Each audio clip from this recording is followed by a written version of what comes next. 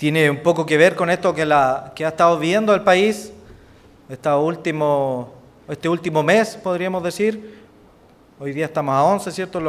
Me parece que los incendios comenzaron mucho antes de cuando salieron en la prensa. Por ahí hay un video, una grabación de un especialista que hablaba en el Congreso, me parece que el 3 de enero, que ya decía que esto se podía salir de las manos, que tuvieran cuidado, que tomaran precauciones. Entonces, pero el 20 de enero ya los diarios titulaban que este era el incendio, hablando de acá de Pumahue, que era el incendio más atroz que había sufrido Chile en los últimos 50 años. Eso ya era el 20 de enero. Estos incendios se hicieron, cruzaron las fronteras dentro de la comunicación. No solamente se supo en Chile, fue una noticia mundialmente, llegó a países de la región, de hecho los países apoyaron en esto, incluso la noticia llegó hasta Estados Unidos, ¿cierto? Entonces ahí la Fundación Vientos del Sur, una fundación que ayuda constantemente, no solamente ahora, ha estado ayudando, tengo entendido, desde el terremoto y tsunami que ocurrió el año 2010, ha estado ayudando constantemente, sobre todo en la 8ª región, en colaboración, construyendo escuelas, aportando. Esta fundación supo y quiso colaborar. Entonces ellos enviaron a un delegado, ¿cierto?, a la señora Lucy Avilés, a conversar dónde estaba esta empresa, Global Supertanker, a gestionar que este avión pudiera venir a Chile. Entonces, después de gestiones, ¿cierto?, comunicaciones, pedir permiso, el miércoles 25 a las 6:20 de la mañana aproximadamente, ¿cierto?, este avión, este Boeing 747, equipado específicamente como un avión cisterna, el de mayor capacidad en el mundo para esto, arribó al país y ese mismo día, este 25, fue el día en que 2 carabineros, ¿cierto?, murieron, que un bombero de acá de Talagante también falleció, y se quemó Santa Olga, ¿cierto?, que fue noticia. Entonces, yo este día lo pongo como el día del punto de inflexión dentro de esta catástrofe que vivimos, que, como podemos decir, tocamos fondo, que el incendio se salía de control.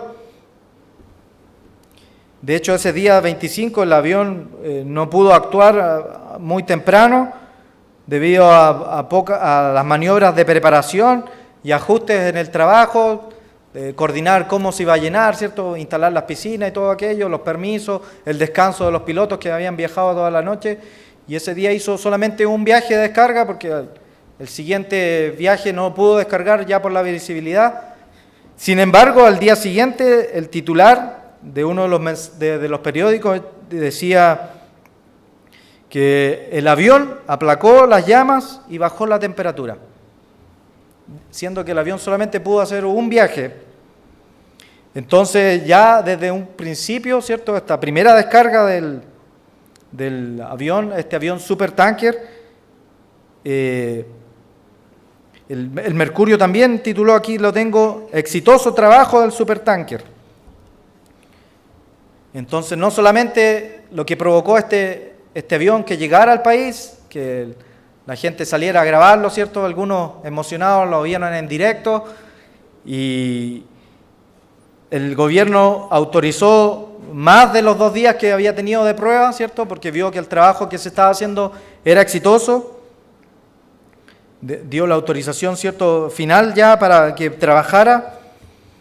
Los grupos económicos, ¿cierto?, del país, de Luxich y Angelini, se sumaron a al financiamiento de este emprendimiento, ¿cierto? Directamente con este grupo económico, con esta Fundación Vientos del Sur, y auspiciaron una semana más cada uno de ellos, es por eso que hasta el día de hoy todavía se encuentra en territorio nacional trabajando.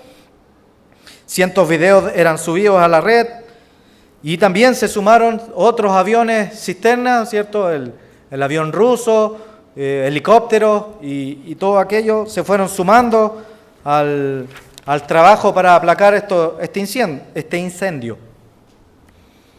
Ahora, sabemos bien que no fue hasta el 3 de febrero cuando bajaron las temperaturas y las condiciones climáticas que no son controlables por el ser humano, lo permitieron, fue que realmente el incendio pudo comenzar a controlarse. Sin embargo, de lo que yo quiero conversar el día de hoy es del efecto que produjo el supertanker, o el efecto supertanker de que haya llegado, el efecto anímico que produjo este avión. Esto es algo más que de los 72.600 litros de agua que derramaba en cada descarga, y que conversando con algunas personas que conocen del tema, ¿cierto? Me dicen que más que apagar la llama, lo que provocaba eran barreras de cortafuego. Que es más que el trabajo técnico, sino es lo que produjo en los bomberos que estaban trabajando, ver que había una ayuda extra. En los residentes, ver que había un avión internacional que llegaba desde otra parte. En los voluntarios que trabajaron tanto, que no pertenecen ni a bomberos ni a otras entidades, pero sí trabajaban recolectando dinero u otras cosas. Se empezó a producir esta sinergia de que todo el país veía esta descarga de este avión, y que les dio una motivación extra para seguir trabajando, un golpe anímico, que había esperanza, que tenían un objetivo en común, que estaban todos trabajando para un objetivo en común, que todos estaban trabajando juntos en una meta que era común, que habían personas que hacían o que hicieron algo por otros. Eso de repente a uno lo anima a ver personas que están trabajando, personas que dieron la vida por otros, ¿cierto? También debo decir que conversando con uno de estas personas que trabajó en estos voluntariados, también fue coincidentemente el día en que murieron este bombero, ¿cierto? Y estos dos carabineros que actuó el supertanker la primera vez, que también eso ayudó, ¿cierto? Ver a unas personas que murieron, que dieron la vida por el trabajo, también dio esta inyección de ánimo para trabajar, y todo el país se movilizó. Yo sé que, como decía, en estas cruzadas de Teletón, que se hicieron teletones, diferentes medios de comunicación, ¿cierto? Juntaron dinero, fundaciones, voluntarios y países también que colaboraron, como ya dije, como el país en Rusia, ¿cierto? Que donó o prestó su avión para combatir este incendio. Entonces, ahora bajándolo un poco al nivel nuestro, o subiéndolo al nivel nuestro, si nos acoplamos del primer mensaje, ¿cierto? Viendo que la obra que Dios está haciendo es la obra más importante, y más importante que cualquier otra obra que se haga como Teletón, o porque esta obra va a trascender en el futuro. Entonces, subiéndolo al nivel nuestro, nosotros muchas veces vivimos situaciones en lo familiar, en lo individual, en la congregación, en el país, en el mundo entero, vivimos situaciones en donde a veces parece que el enemigo o que la lucha es más grande, que la lucha no hay que hacer nada más que esperar que el fuego se apague solo, que el viento lo apague, porque la verdad no podemos hacer nada, y nos quedamos de brazos cruzados viendo cómo como el fuego sigue su camino.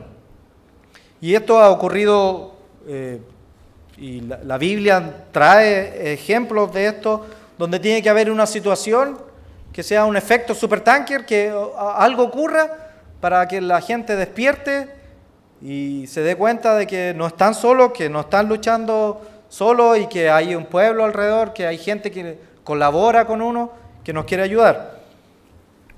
Hay un ejemplo en el Medio Oriente, ¿cierto? Podríamos decir en la Franja de Gaza, hace 3000 años atrás, palestinos versus hebreos. Vamos a ir a 1 Samuel, en 17. Había un hombre gigante, ¿cierto? Podríamos hoy en día decir tipo NBA. O más aún, tipo Terminator, Arnold Schwarzenegger, porque era un hombre que no solamente tenía el porte como un jugador de la NBA, sino que también era un guerrero, que poseía mucha más tecnología que en este caso que los hebreos, puesto que los filisteos estaban mucho más adelantados en cuanto al trabajo con los metales y todo aquello.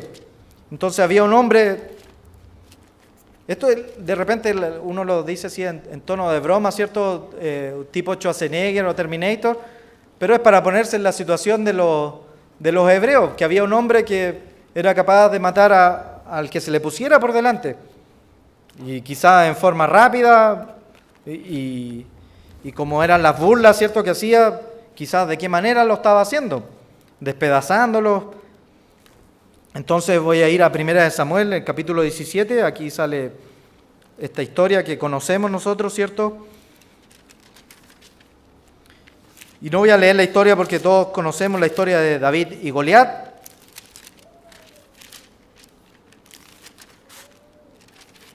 Que está relatada en el capítulo 17, pero aquí lo que quiero destacar es la acción que hizo David, que tuvo un efecto supertanker, o tuvo un efecto en el pueblo de este ánimo extra que se necesita de repente para saber que no están solos, que están trabajando unidos.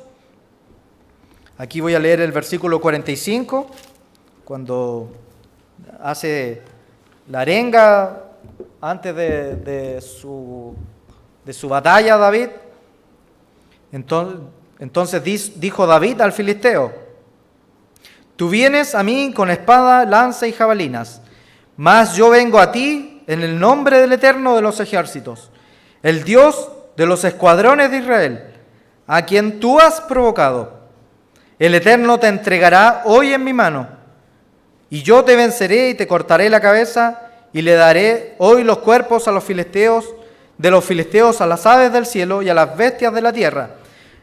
Y toda la tierra sabrá, aquí está hablando de toda la tierra, no solamente Israel, que hay un Dios en Israel.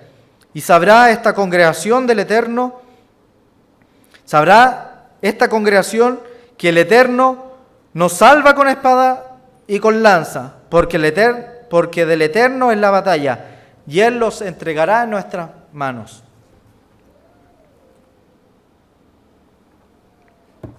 Los invito a dejar un dedo acá antes de ir porque voy a volver a leer otra escritura de este versículo, pero aquí es importante notar, voy a ir a Hechos 13:22, las palabras que dijo David son las por qué después Pablo o Lucas en Hechos, ¿cierto?, lo catalogó de un hombre, Lucas inspirado por Dios, un hombre con el corazón de Dios. Y esos son los hombres que busca Dios para su trabajo. Hombres que tengan su corazón. Y esto es lo que dice Hechos 13, el versículo 22.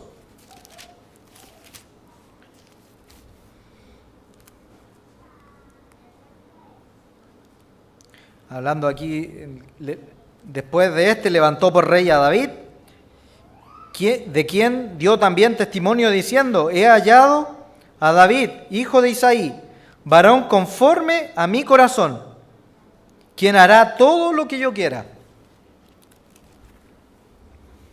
Son esos, me recuerdo siempre cuando era más joven, escuché un sermón que a lo mejor no me lo aprendí de memoria, pero el título me quedó marcado, se llamaba Los hombres, heme aquí, ¿cierto? Y nombraba varias partes de la Biblia, hay varios hombres que responden a Dios, heme aquí, cuando Dios pide que actúen para Él. Entonces este hombre, David, que la actitud de él tuvo este efecto en el resto. David no era un hombre perfecto. Conocemos dentro de la historia que de las acciones, ¿cierto?, que David realizó, las conocemos que no era perfecto. Sin embargo, era una persona que estaba dispuesta a dejarse moldear por Dios, a dejarse corregir por Dios cuando era debido. Y de hecho, hay una diferencia, ¿cierto?, con el rey anterior, que era el rey Saúl, que cuando al rey Saúl se le pregunta, ¿cierto?, por el pecado que cometió, que algunos pueden comparar, ¿cierto?, los pecados de cada uno de los reyes, cuando hay una mnemotecnia que uso, ¿cierto?, después lo pueden revisar ustedes en la casa, en el capítulo central de 1 Samuel está la decisión que tuvo que tomar Saúl. El 1 Samuel, buscan los capítulos y van a la mitad, y está la decisión que tuvo que tomar Saúl cuando él no mató todos los animales y al rey, que no siguió las instrucciones al pie de la letra de Dios. Y ese fue su gran pecado. Y sin embargo, el pecado de David, que está en el centro de 2 Samuel, fue que un pecado conocido, ¿cierto?, que él codició a la mujer de su prójimo. No solo la codició, ¿cierto?, fornicó, después mató o hizo lo necesario para que el hombre muriera, para poder mentir y poder aplacar, echarle tierra, ¿cierto?, a su pecado. Y ahí están los dos pecados, pero las dos decisiones, uno puede decir cómo Dios puede trabajar con esta persona que es conforme a mi corazón, y no con la otra, que su pecado fue solamente dejar un par de animales vivos para ofrecerlos al Eterno, y el otro, ¿cierto?, y el otro, la seguidilla de pecados. Sin embargo, la reacción que cada uno tuvo fue lo que gatilló o marcó su diferencia. Uno le echó la culpa al pueblo, el pueblo es lo que ha hecho, y después no quería que el pueblo supiera que sígueme, le decía Samuel, que nadie sepa de esto que ha ocurrido. En cambio el otro aceptó su culpa, aceptó su pecado, y de hecho escribió el Salmo 51, que es un himno, ¿cierto?, que tenemos en nuestro himnario, el himno 31, misericordioso Dios, ten de mí piedad. Y después lo pueden buscar y leer, y eso es lo que él así reaccionó cuando se dio cuenta, cuando Dios lo quiso corregir. Entonces esa es la diferencia, y ese es el hombre que Dios describe aquí, y que produjo este efecto, ¿cierto?, este efecto dentro del pueblo. Y vamos a seguir leyendo más adelante en 1 Samuel 17. Voy a leer desde el versículo 51, después que David, ¿cierto?, toma una piedra y logra derribar a este superhombre armado con solo una piedra, porque no iba a ser por espada, sino iba a ser Dios el que iba a trabajar.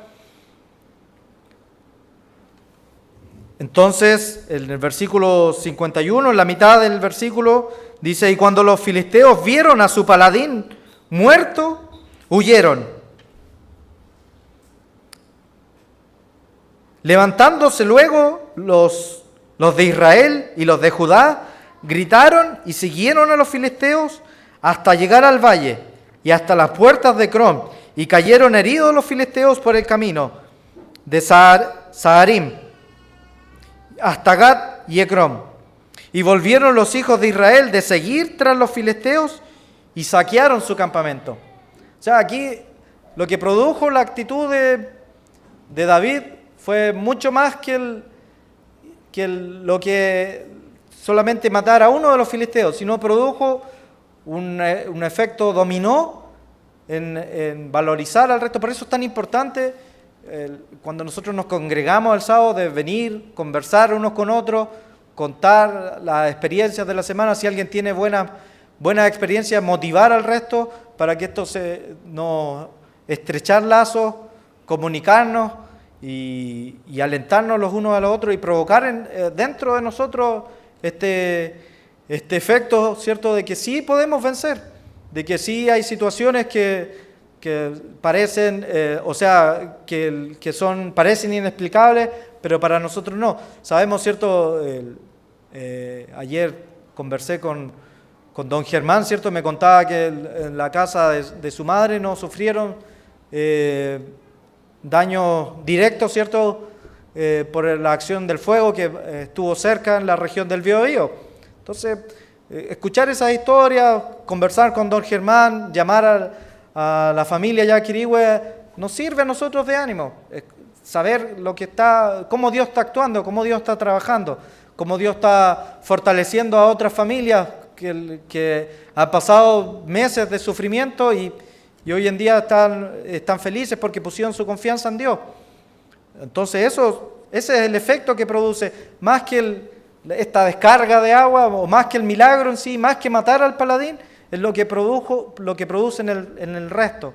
Y es lo que nosotros tenemos que apuntar cuando estamos acá. Hay otra escritura otro ejemplo que quiero leer, está en Hechos.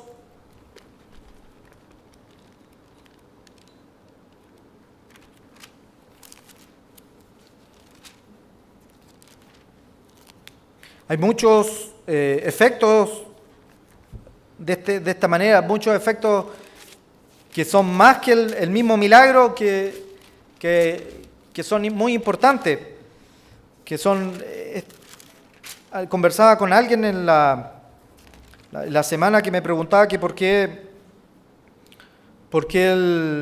Jesucristo hizo tantos milagros, o por qué no hizo más, por qué los que hizo. Y lo importante es que Jesucristo vino a hacer la tierra, no fueron los milagros que hizo.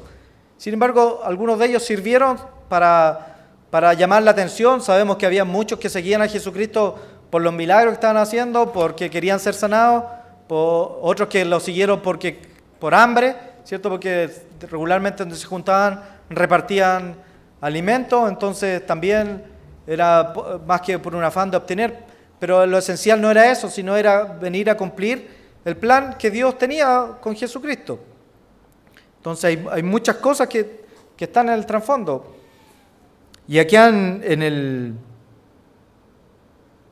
el capítulo 3 hay una historia, ¿cierto?, de un cojo. Dice, Pedro y Juan subían, en el versículo 1 empecé a leer, Pedro y Juan subían juntos al templo a la hora novena de la oración. Y era traído un hombre cojo de nacimiento, a quien ponían cada día a la puerta del templo, y que se llama La Hermosa, para que pidiese limosna de los que entraban en el templo. Y la persona que pedía limosna, cuando vio a Pedro y a Juan que iban a entrar en el templo, le rogaba que le diesen limosna.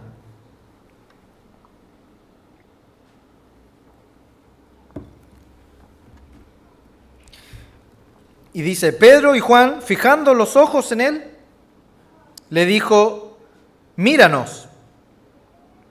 Entonces él estuvo atento, esperando a recibir algo. Él todavía esperando, ¿cierto?, apagar este fuego, o esperando la porción física que él quería, ¿cierto?, de limosna para seguir comiendo. Mas Pedro le dijo, no tengo ni plata ni oro, pero lo que tengo te doy, en el nombre de Jesucristo, levántate y anda. Entonces, aquí Pedro, ¿cierto?, y Juan no le dieron a él la limosna que él pedía, la ayuda inmediata, sino que provocaron acá un efecto, como lo estoy denominando hoy, ¿cierto?, que esto es una ilustración que estoy haciendo, ¿cierto?, el efecto supertanker. Entonces provocaron una sanidad en él que no fue menor, porque fue en las puertas del templo. Entonces fue algo que fue visible para todos. Entonces acá, si uno continúa, ¿cierto?, leyendo, el relato acá, el versículo 11 dice, en mi Biblia, la Reina Valera, dice el discurso de Pedro en el pórtico de Salomón. Y dice, y teniendo asidos y a Pedro y a Juan, el cojo que había sido sanado, todo el pueblo atónito concurrió a ellos al pórtico que se llama de Salomón. Y viendo esto, Pedro respondió al pueblo: varones israelitas, ¿por qué os maravilláis de esto? Lo importante no es el milagro en sí, lo importante es lo que va a producir en las personas, en cómo van a responder a lo que están viendo. De hecho, acá Pedro vuelve a repetir más adelante una instrucción que había dado antes y continúa, ¿cierto?, con su discurso, revelando que al que habían matado, ¿cierto?, era el autor de la vida, a quien Dios había resucitado de los muertos. Y voy a leer el versículo 16, dice: y por la fe en su nombre, a este que vosotros veis y conocéis, le ha confirmado en su nombre, y la fe es por él que ha dado a este completa sanidad en presencia de todos vosotros. Mas ahora, hermanos, sé que por ignorancia lo habéis hecho, haber matado a Jesucristo, como también vuestros gobernantes. Pero Dios ha cumplido así con lo que antes había anunciado por boca de todos sus profetas, que Cristo había de padecer. Y aquí viene lo que hay que hacer, lo que debe producir este efecto en nosotros, este efecto de ver estos milagros, que debe ser más que ver los milagros, porque es cierto, ver los milagros, muchos de nosotros hemos visto milagros, el pueblo antiguo de Israel vio milagros, ¿cierto? Vio cruzar el Mar Rojo y se rebelaron inmediatamente cruzado el Mar Rojo, y en el Antiguo Testamento igual ocurrieron las personas que vieron los milagros que Jesucristo hizo, la multiplicación de los panes, ninguno estaba ahí cuando Él lo necesitaba, sino lo que dice el versículo 19, dice: así que arrepentidos y convertidos para que sean borrados vuestros pecados, para que venga de la presencia del Señor tiempos de refrigerio. Y Él envía a Jesucristo, que antes fue anunciado, a quien de cierto es necesario que el cielo reciba hasta los tiempos de la restauración de todas las cosas que habló Dios por boca de sus santos profetas que han sido desde el tiempo antiguo. Entonces, el efecto que tiene que provocar en nosotros ver estos milagros, ver estas revelaciones, conocer el plan de Dios, conocer las vivencias que hemos tenido nosotros y algunos de nuestros hermanos, no debe quedar ahí. Y como dice Pedro acá, inspirado por Dios y preservado para que nosotros lo leamos hoy en día, la importancia que es poder seguir trabajando con esto, la ayuda del Espíritu Santo, que es, como lo decía don Humberto en el primer mensaje, indispensablemente con el bautismo y la imposición de manos para recibir el Espíritu Santo. Sin el Espíritu Santo, este efecto queda más que nada como en esas charlas motivacionales de los psicólogos en las empresas, ¿cierto?, que van y hacen cambiar por un breve instante el ambiente del clima de trabajo, pero pasan 2 meses y vuelven a los mismos vicios que tenían antes, porque el ser humano, para cambiar realmente, necesita primero darse cuenta que lo hizo, hacer frutos de arrepentimiento, pero arrepentirse y recibir y bautizarse para recibir el Espíritu Santo. Sin el Espíritu Santo uno llega a un límite donde solamente puede hacer cortafuegos, no puede apagar el incendio. Hace falta que vengan ciertas bajas temperaturas, que son, sabemos que las bajas temperaturas y lo que ocurrió el viernes 3 de febrero y 4 de febrero, ¿cierto? Ningún aeronave, ninguna máquina lo puede provocar, solamente Dios es el que está encargado del tiempo. Así que finalmente, quiéranlo o no, el fuego fue aplacado cuando Dios quiso y como Dios quiso. Y otra vez, esta analogía que la hago es solamente una forma de ilustración para involucrarnos en el tema. No estoy diciendo que es cierto que el supertanker vino a salvarnos acá en Chile, sino estoy hablando del efecto que produjo o cómo yo lo puedo hacer la analogía con muchos momentos en la Biblia donde se produce un efecto, un punto de inflexión que hace cambiar el destino de la cosa. la segunda venida de Jesucristo va a ser un punto de inflexión dentro del mundo entero. El mundo entero hoy en día está en llamas, está sufriendo, está pidiendo porque venga una sanidad. Y eso va a empezar con la venida de Jesucristo. No va a ser instantáneo cuando Él retorne, sino que va a ser el punto de comienzo donde cambia, el punto de inflexión es donde cambia la curva, ¿cierto? Que a veces puede ser descendente y desde ahí hacia allá puede ser ascendente. Entonces, la misma venida de Jesucristo es un punto de inflexión dentro de la historia de la Biblia. ¿Cuánto más nosotros debemos buscar puntos de inflexión en nuestras vidas, en momentos que estemos viviendo, que veamos un poco, voy a repetir, ¿cierto? Un poco el mundo, que lo vemos como casi sin salvación. Sabemos lo que tiene que pasar para que el mundo cambie, nada ni otra cosa más que la venida de nuestro Señor Jesucristo. Los países necesitan, ¿cierto?, este cambio y lo vemos y nos afligimos. También nuestras congregaciones necesitan, ¿cierto?, de repente un nuevo renacer en cuanto al ánimo que nos podemos dar unos con otros, identificar esos momentos. Nuestras familias también necesitan que nos apoyemos unos con otros, que apoyemos las ideas de los otros, que apoyemos, ¿cierto?, los planes que se están haciendo, porque cuando se hace todo en forma familiar, ¿cierto?, es mucho mejor. Cordón de 3 dobleces no puede ser roto, ¿cierto? Cuando está uno actuando solo, es mucho más cuando uno ve el apoyo de la persona, tanto para la persona que necesita el apoyo, como la persona que apoya, se ven involucrados en esta sinergia que se produce, ¿cierto?, de actuar en conjunto. Entonces, mi objetivo del día, la tarde de hoy, es motivarlos a que encontremos esos puntos de motivación, que los busquemos, y traje algunos ejemplos de cómo motivarnos en este camino, ¿cierto?, que a veces lo vemos en nuestras vidas, ya no familiares, sino en nuestras vidas personales, que nos vemos que no tiene sentido, ¿cierto?, que no puedo salir del espiral descendente en el que voy. Traje 2 puntos que uno en parte lo habló don Humberto. Voy a empezar por el primero que traje. Primero, el darse cuenta de lo que nosotros significamos para Dios, o darnos cuenta de lo que significamos para Dios.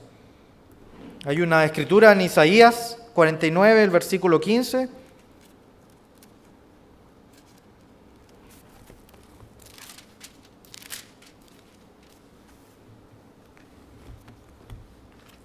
Isaías 49, el versículo 15.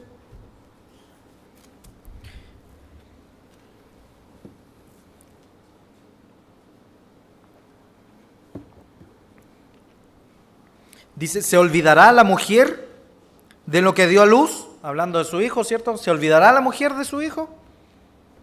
Difícil, ¿cierto? Y si dio a luz, quiere decir que fue hace poco. Entonces, ¿se olvidará la mujer de su hijo o de lo que dio a luz? Y continúa, para dejar de compadecerse del hijo de su vientre. Y añade la Biblia, aunque se olvide ella, yo nunca me olvidaré de ti. Así es como Dios nos ve. Así es como Dios piensa de cada uno de nosotros. Y a veces podemos pensar, ¿cierto?, en lo desobedientes que somos como hijos con nuestro Padre. Tanto, otra vez, en lo familiar, en lo personal, como país, como planeta. ¿Cómo hemos respondido a este Padre? Sin embargo, Él promete que no se va a olvidar de nosotros. Que Él somos su tesoro especial para Dios. El segundo mandamiento habla de que Dios prohíbe hacer imágenes. ¿Por qué? Porque Él hizo imagen. Él hizo imagen de Él, la hizo en nosotros. Cuando Él creó al hombre, lo creó a imagen y semejanza de Dios. Nosotros somos imágenes de Dios. Cada uno de nosotros, y conversaba esta semana con alguien que me preguntó acerca de la fiesta santa y si tenían algún propósito. Entonces tuvimos que repasar un poco toda la semana, ¿cierto?, del propósito de la fiesta santa, y llegamos hasta mi fiesta favorita, ¿cierto?, que es la del octavo día, que es que vamos todos hacia allá, estamos todos preparándonos para un día ayudar a todas esas personas, ¿cierto?, que son parte de la creación de Dios. Nosotros no somos un grupo selecto que estamos trabajando para nosotros mismos, nosotros nos estamos preparando, y eso es lo que escribí, ¿cierto?, en la editorial del boletín, que la ayuda más importante que podemos hacer para esas personas que sufren, que fueron incendiadas, que están pasando hambre, que son maltratadas. Lo mejor que podemos hacer nosotros que estamos en este salón es prepararnos para el reino de Dios, para poder ayudar de forma definitiva a esas personas y en la forma real. ¿Podemos ayudar hoy en día, cierto? Sí, Santiago, todo lo que te venga a tu mano a hacer, hazlo según tu fuerza. La fe sin obra es muerta, tenemos que hacer, pero más que desvivirnos o tener una mente, cierto, que no pueda dormir porque hay personas sufriendo, porque los pobres van a existir siempre, tenemos que saber que la mejor forma de ayudarlos es preparándonos para ayudar a estas personas que son hechas a imagen y semejanza de Dios. Y esa debe ser un punto para motivarnos a nosotros de que estamos viviendo este camino. Otro punto que anoté acá tiene que ver con lo que habló don Humberto en el primer mensaje, que es entender el plan de Dios. Y aquí puse una frase que se la escuché a uno de los expertos en extinción de fuego esta semana, dijo: si vivimos mirándonos los pies, tarde o temprano perderemos el rumbo. Él decía, ¿cierto?, porque vivimos en Chile, ¿cierto?, actuando en la contingencia. Se producen incendios, trayendo aviones y no hay planes de manejo de los bosques, ¿cierto?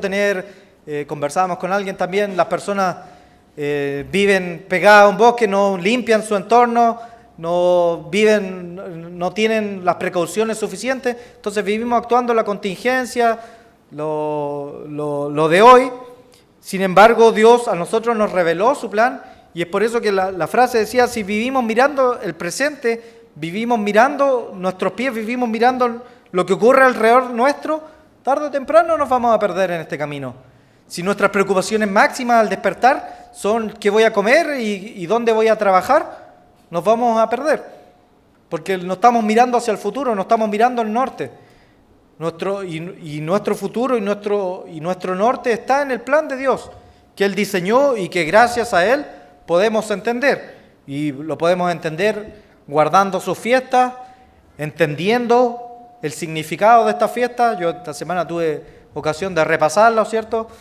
Entender el significado de cada una de las fiestas, tanto en el plan de estos 7.000 años como en nuestras vidas personales, las analogías que podemos hacer, reestudiarlas, volver a estudiarlas, meditar cada una de estas enseñanzas que Dios nos ha entregado a nosotros, meditar en la naturaleza de Dios, en la relación de Dios el Padre con su Hijo, en cómo ellos han vivido, cómo se relacionan, cómo nos están invitando, ¿cierto? Como decía don Humberto, ser parte de la familia de Dios, que ese es el plan de Dios, no es ser como lo leí en alguna revista antigua, ¿cierto? Que no sé si la escribía el señor Armstrong o otro escritor, que decía que Dios no nos está llamando para ser mascotas de Él, nos está invitando a ser parte de la familia de Él.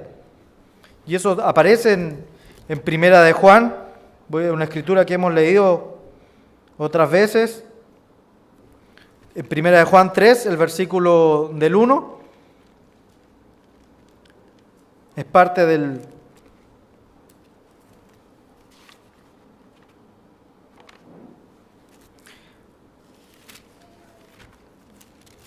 plan de Dios. Y estas son formas de leer estos versículos y entenderlos, meditarlos, reflexionar en ellos para motivarnos, para usar esta enseñanza que Dios nos reveló como un punto de inflexión, como un efecto supertanker en nuestras vidas para poder seguir adelante, superar los problemas que estemos viviendo, repito, ya sean personales, familiares, del país, de la congregación, del mundo, y mirar adelante y querer superarlos. Dice, mirad cuál amor nos ha dado el Padre para que seamos llamados hijos de Dios. Por esto el mundo no nos conoce, porque Él no le conoció a Él. Dice, y continúa, ¿cierto? Dice, amados, ahora somos hijos de Dios, y aún no se ha manifestado lo que hemos de ser, pero sabemos que cuando Él se manifieste, seremos semejantes a Él, porque le veremos tal como Él es. Y todo aquel que tiene la esperanza en Él, se purifica a sí mismo, así como Él es puro. Entonces, en estos 3 versículos se resume un poco los pasos, o podríamos decir, ¿cierto?, nuestro pasado, presente y futuro. Nuestro pasado, ¿cierto?, que Dios, ya desde que nacimos, ¿cierto?, somos creados, al igual que toda la humanidad, semejantes de Él. Nuestro presente, en el versículo 3 dice que el que en Él cree, el que tiene la esperanza en Él, se purifica a sí mismo, viviendo bajo las normas de Dios, viviendo, siendo santos, apartados para un uso especial.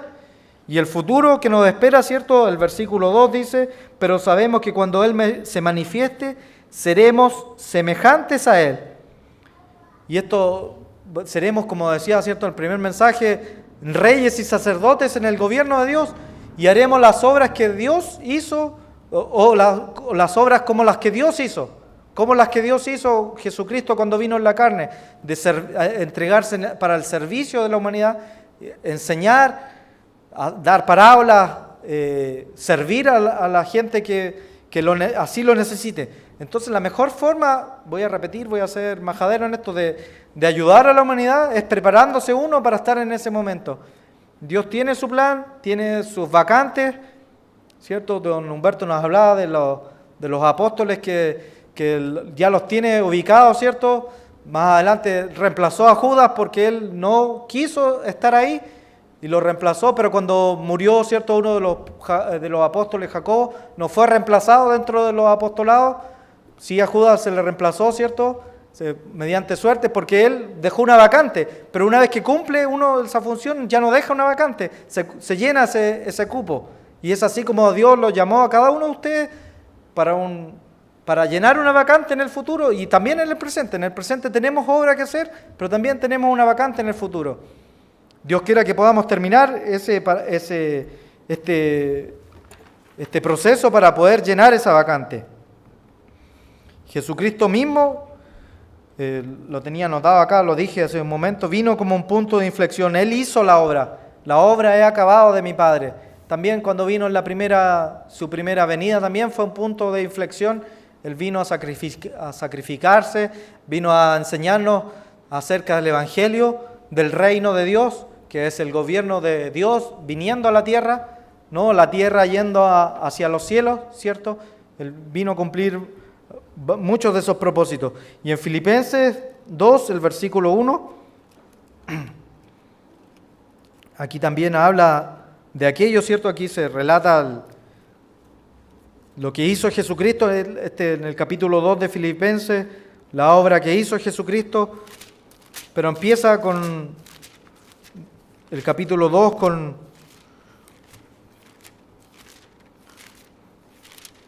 con pequeños puntos de inflexión que podemos encontrar dentro de nuestras vidas. Empieza así, dice, por tanto, si hay alguna consolación en Cristo, si alguien tiene consolación, si alguien se siente consolado por Cristo, o si alguien siente consuelo en el amor, o si alguien siente esta comunión de espíritu, o si hay algún afecto entrañable, o si alguien siente misericordia, completad mi gozo. O sea, que esto sea el punto de partida, que esto sea el comienzo. Cada uno de estos sentimientos que sienten acá. Si alguno siente compasión por el hermano, si alguno siente amor entrañable, alguno siente amor por la obra que puede producir, completad mi gozo sintiendo lo mismo, teniendo el mismo amor, unánimes, sintiendo una misma cosa. Y luego continúa, ¿cierto? Nada hagáis por contienda o vanagloria. Y luego el versículo 5, cuando ya uno deba completar esto, diciendo, haya pues en vosotros ese sentir, o sintiendo lo mismo, que hubo también en Cristo Jesús. Y otras versiones de la Biblia, de hecho la Biblia que tienen los jóvenes, cierto que está en inglés, si ya han estudiado un poco de inglés y ya saben, pueden leer, ahí dice, teniendo la mente de Cristo. Ese es el nivel que tener la mente de Cristo, pensar como Cristo piensa. Si alguien tiene un poco de consolación, un poco de consuelo, complete eso para tener la mente de Cristo. Traje otra escritura donde lo pueden anotar ahí como un link, 2 Corintios 2:16, donde habla de tener la mente de Cristo, por si alguien también lo quiere leer, ¿cierto? En la versión Reina Valera, ahí se habla de tener la mente de Cristo.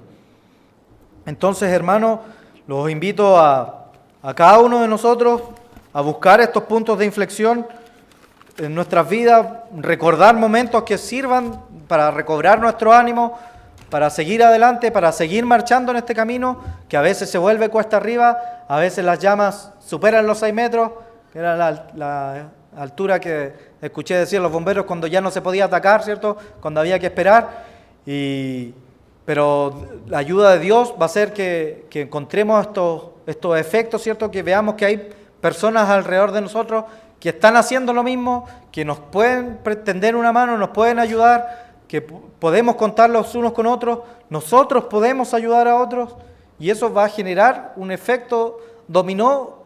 Si nosotros empezamos, no esperemos que otro empiece con este efecto dominó, hagamos nosotros este efecto, de este punto de inflexión para transformar nuestras vidas y en el futuro ayudar a Dios Padre y Jesucristo a transformar el mundo entero.